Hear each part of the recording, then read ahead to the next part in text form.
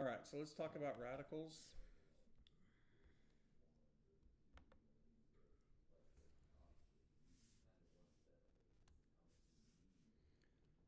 This is a new type of mechanism that we haven't discussed previously.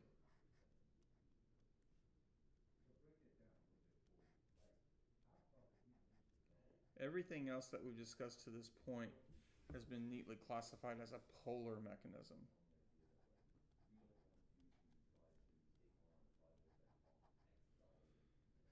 And really, the difference is in a polar mechanism, bond cleavage is heterolytic, bond making is heterolytic, whereas in radicals, it's one electron at a time. And let me illustrate what I'm talking about. We saw in a previous mechanism how an alkene reacts with HBr.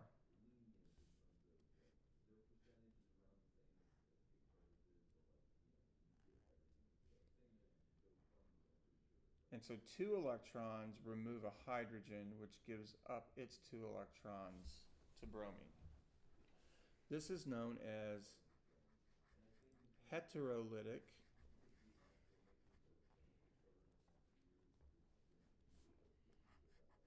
bond dissociation or bond cleavage. It produces 2 ions because, as we've previously seen, we get a positively charged carbocation and we get a negatively charged bromide ion. This is the hallmark of a polar reaction mechanism. Heterolytic bond dissociation. In a radical, however, we would have homolytic bond dissociation. We would have 1 electron goes to hydrogen, 1 electron goes to bromine. Notice how the arrows are drawn. You still have the tail of the arrow for the origin of the electrons. Head goes to where the electron is going. But here, there's only a one-sided head. That means only 1 electron is moving. And so this is called homolytic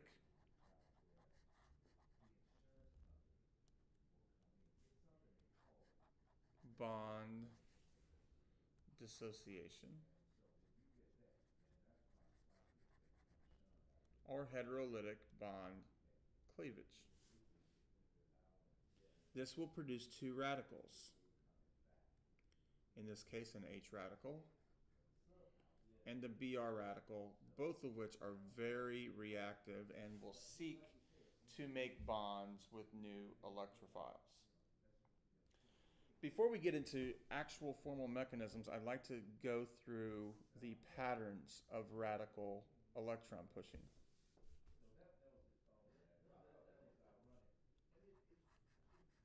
Patterns of radical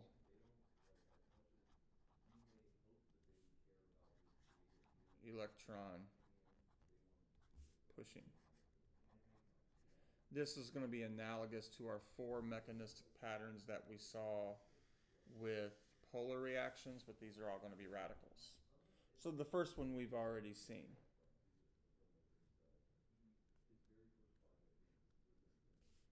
Homolytic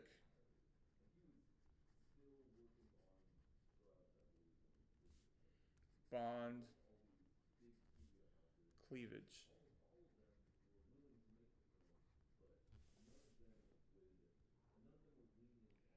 This is almost always the first step of any radical mechanism, and it is called an initiation step.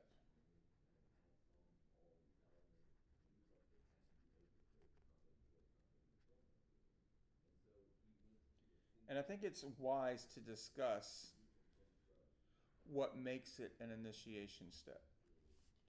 The radical is a product only. meaning that a non-radical reactant like HX usually is irradiated with an energy source like a photon of light, and I get two radical products. This is what makes a mechanistic step in radical reactions an initiation step. A non-radical reactant produces radical products. There are also steps which are radicals as both reactants and products. So propagation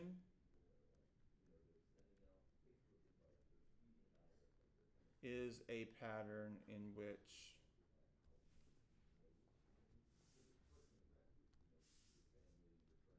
that's kind of an ugly box. Let's fix that.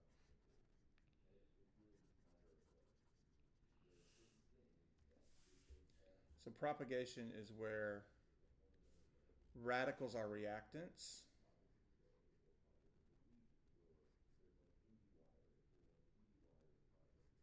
So I may have radical A, and it's going to be converted to a different radical, like radical B.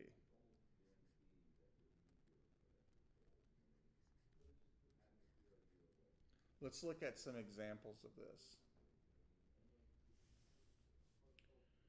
For example, let's say that I already have a radical that we call an initiator. And I have a carbon molecule.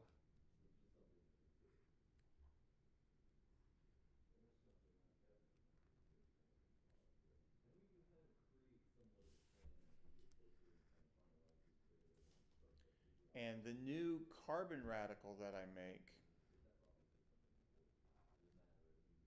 is different from the initiator that I had in the beginning of the reaction.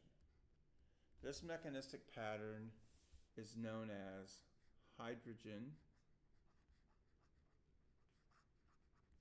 abstraction. I know you're going to feel tempted to call this a proton transfer, but it's not a proton transfer because you are removing a hydrogen atom plus one electron, not simply a naked proton. So this is hydrogen abstraction. This is not the only type of propagation step that we see in radical mechanisms. So let's look at some others.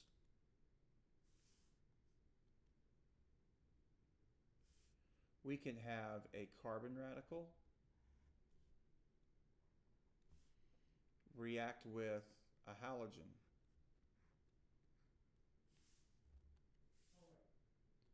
This process is called, appropriately enough, halogen abstraction. This allows, in this particular case, a carbon halide bond to be formed, and it produces a new halide radical. This is a propagation step. I had a carbon radical in reactants, and now I have a halide radical in products. Halogen abstraction.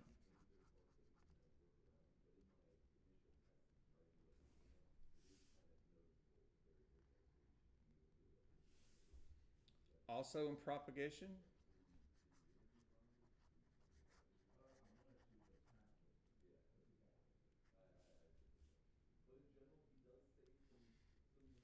we can add a radical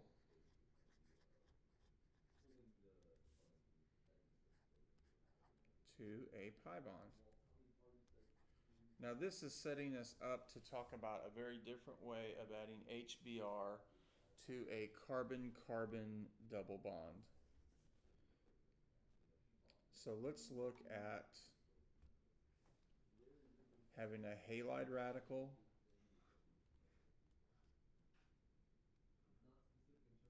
having a double bond,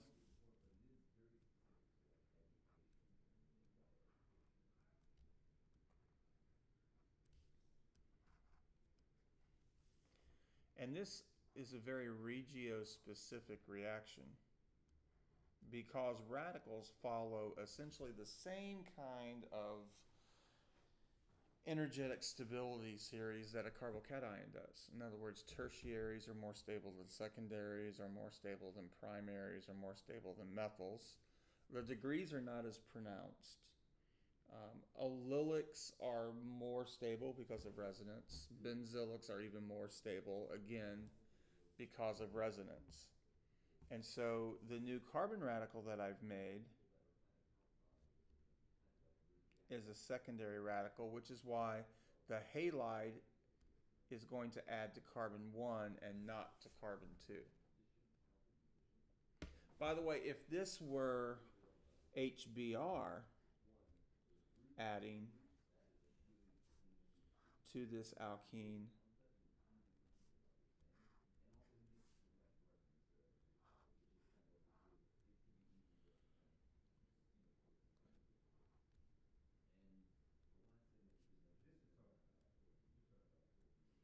I would produce the more stable carbocation intermediate.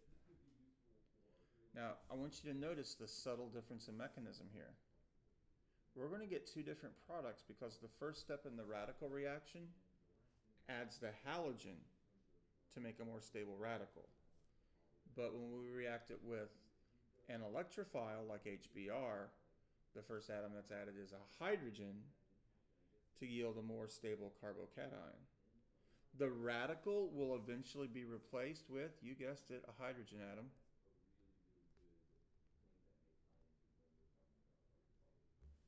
And in the carbocation, it's going to be replaced with, you guessed it, a bromide atom, or bromide ion. Notice the regiochemistry is exactly opposite. A radical reaction with HBr would give you anti-Markovnikov regiochemistry. But if I use HBr without an initiator, like a peroxide, then I would get Markovnikov regiochemistry. I will post a separate video where I go through both of these mechanisms in their entirety to explain this difference. So far in propagation, we've seen a hydrogen abstraction, we've seen a halogen abstraction, we've seen addition of a radical to a pi bond. Now we could also do the opposite of this. We could eliminate a halogen from a pi bond.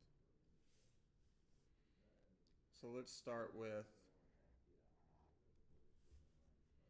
the process that we just finished discussing.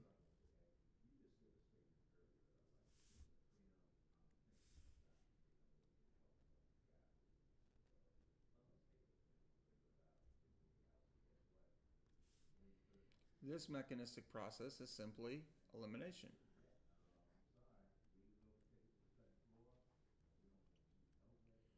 It's again a bona fide propagation step because I'm converting a carbon radical now into a halide radical.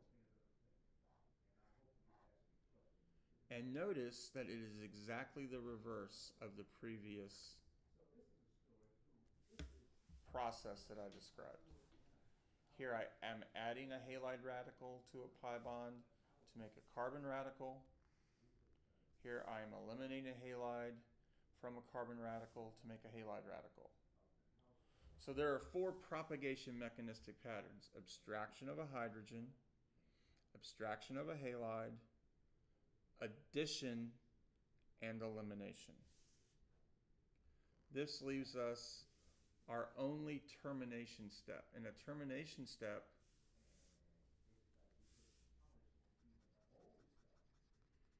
we're doing the reverse of the initiation. So in the initiation, we didn't have a radical reactant, but it produced a radical product. Here we're going to take two radical products and make two radical reactants and make a single non-radical product. And this is called coupling.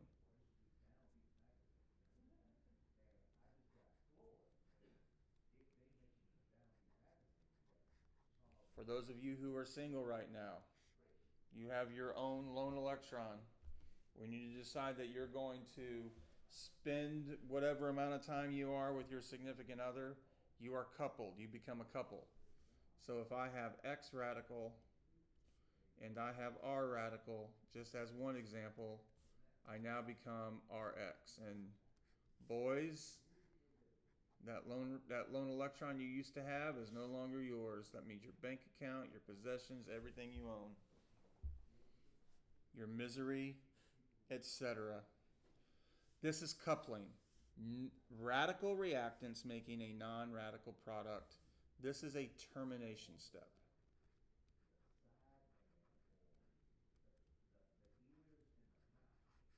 This is a termination step. So radical mechanisms have 3 steps: an initiation, a propagation, and a termination. What I want to do now is go through how we can convert an alkane to an alkyl halide, stringing together many of these mechanistic steps.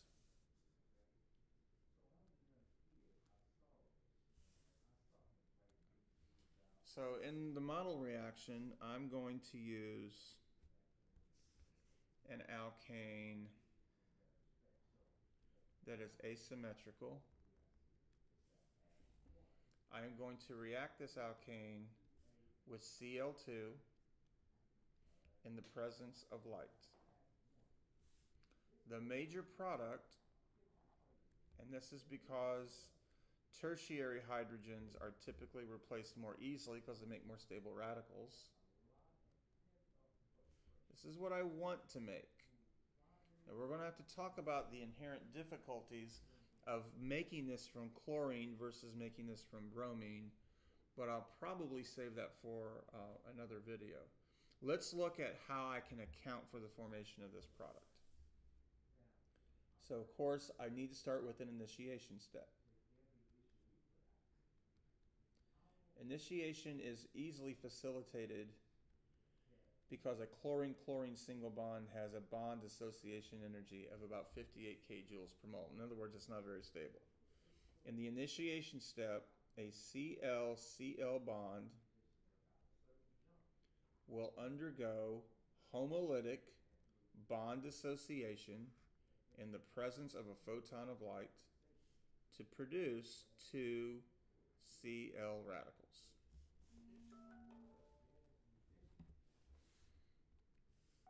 This is homolytic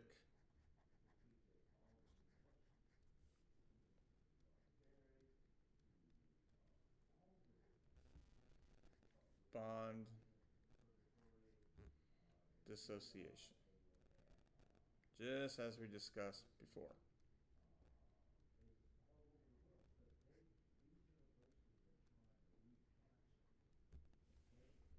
Let's look at step 2.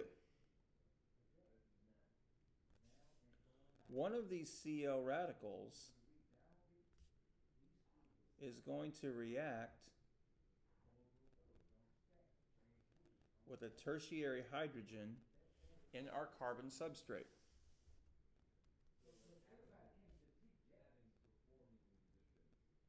Again, this is going to be an abstraction of a hydrogen.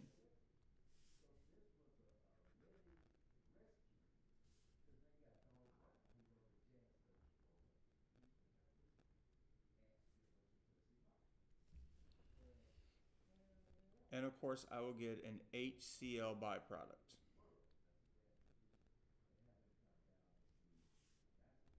And this mechanistic pattern is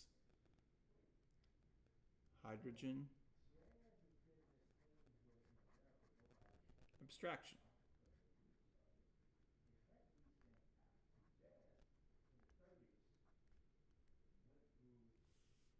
This, of course, is a propagation step, so let's make sure we label that.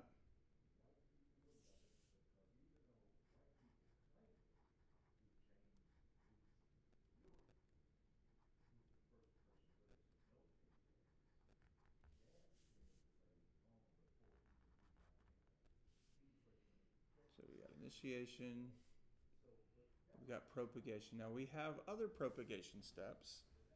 So we're going to start with this carbon radical.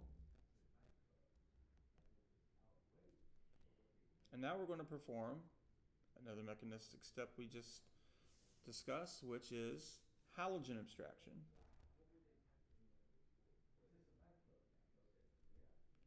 Notice all of these bonds break and make homolytically. One electron from each source. That one arrow is kind of sloppy, so let me straighten this up.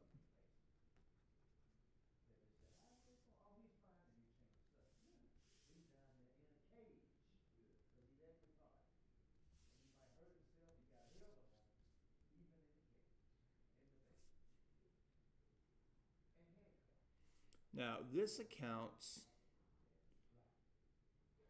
for our major product in the mechanism.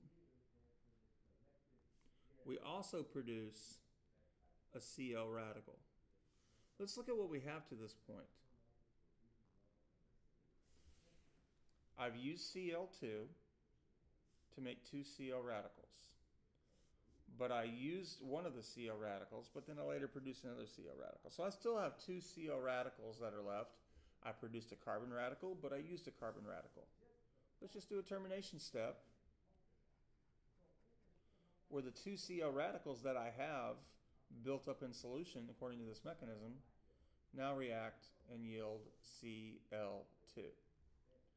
Now, we can take one of my Cl2s and one of these Cl2s, one's a reactant, one's a product, they cancel.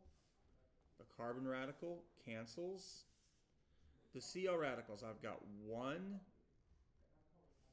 2, 3 in products. I've got 1, 2, 3 in reactants. What am I left with? I'm left with my carbon compound, which was 2-methylbutane.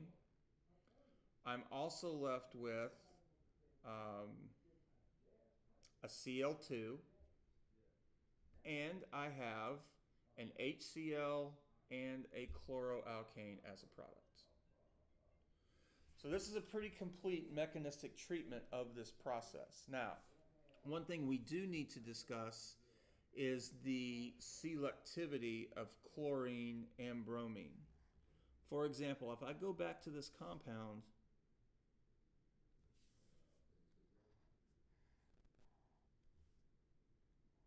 and I start labeling all the hydrogens,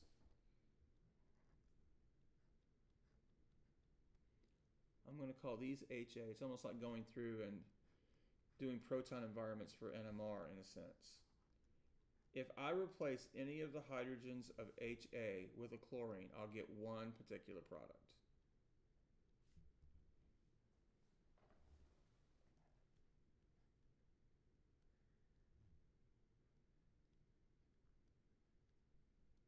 So there are 6 hydrogens in this molecule that are equivalent. And so if I were to replace HA, I would get one product. If I were to replace HB, I get a different product. I'm going to show that with a different color. HC, there's 2 of those. And of course HD, there's 3 of those. So if I ignore all dichlorination and trichlorination, if I'm only considering monochlorination products, I can make 4 products here. Let's draw those.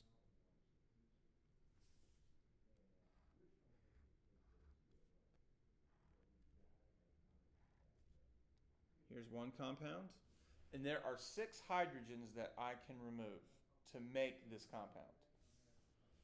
I could also, of course this is the one that we showed mechanistically. There's only one hydrogen I can remove to form the tertiary chloro product. Yet another unique product. And we're ignoring stereoisomers, of course, would be this one. And there are 2 hydrogens that I could remove. Finally, even though this has 3 and it's a methyl and these are methyls, they're not the same. They have different names.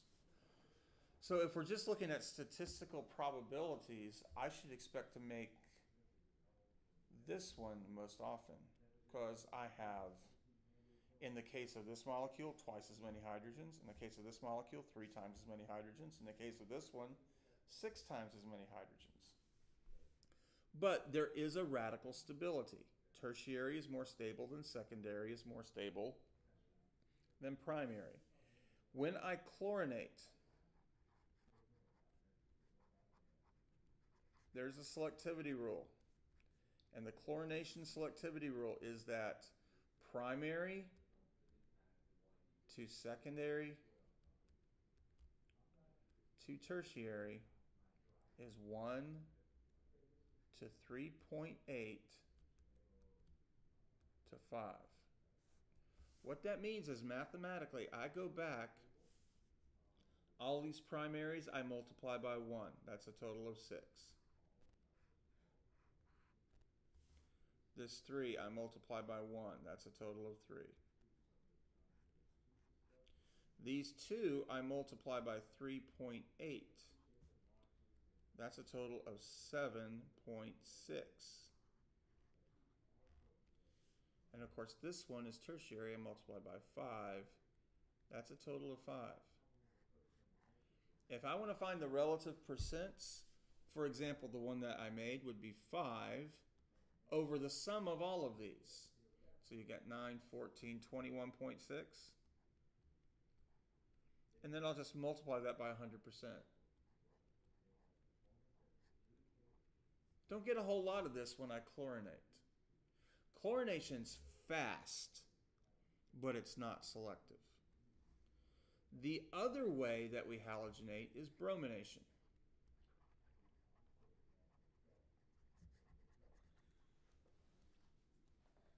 Bromination, primary to secondary to tertiary, is 1 to 82 to 1600. Let's look at the same products again, only now let's look at bromination. To do this, I'll need one more palette.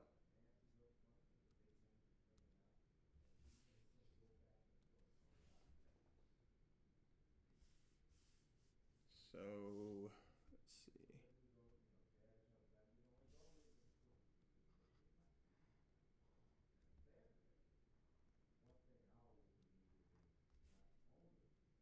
Again, there are 6 positions for this, but each one has a relative stability of 1. So this allows me to take into consideration radical stability and statistical availability of hydrogens to abstract. Both of those are important. And really, they're both equally weighted.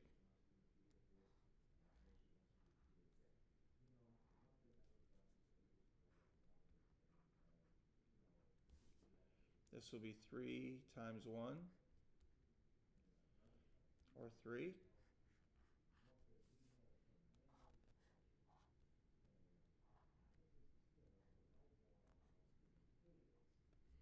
This will be 2 times 82, or 164.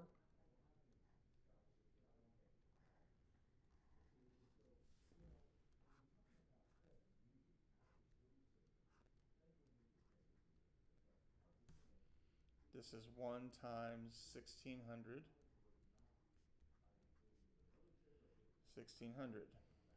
That means that this tertiary product, 1600 over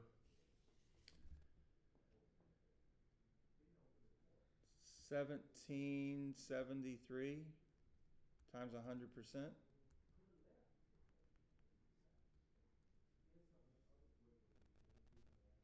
That is by far and away the major product, not even close. So bromination, much slower kinetically, but gives you a much more selective process in terms of making either a secondary or a tertiary alkyl bromide. So in the lab, if we use the free radical mechanism, we do bromination over chlorination.